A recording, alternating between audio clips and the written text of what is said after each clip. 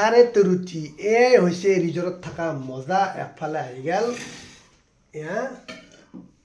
সুধা আলু ভাজা তাৰমানে আলুটো মেইন বুলি কৈছোঁ সুধা আলু ভাজা আগফালে আহি গৈছে তাৰমানে পিঁয়াজ আৰু জ্বালা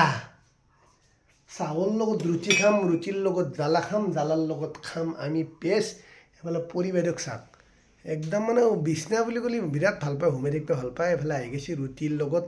খাৰেত ৰুটি আমি খাই ল'ম খাৰেত ৰুটি চাওক খাৰেৰ ভিতৰত ৰুটি পৰি আহিব পৰি লগত কথা অলপ পাতিম পৰি যিহেতু বিশেষ এটা স্থানত বিশেষ মজালৈ আছা কেনেকুৱা অনুভৱ ভালে লাগছে এটা ৰুটি আলু ভাজি খাই আছো এৰে বাবা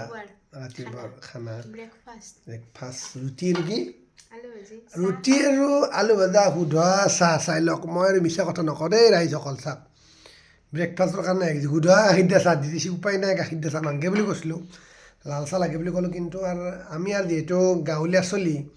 আমি মাটিত বহি খাই ভাল পাওঁ আছে যোগাৰ কিন্তু সুধা মাটিত বহি সুধা ৰুটিৰ লগত লাল চাহ নহয় গাখীৰ দিয়া চাহ লগত আছে সুধা আলু ভাজা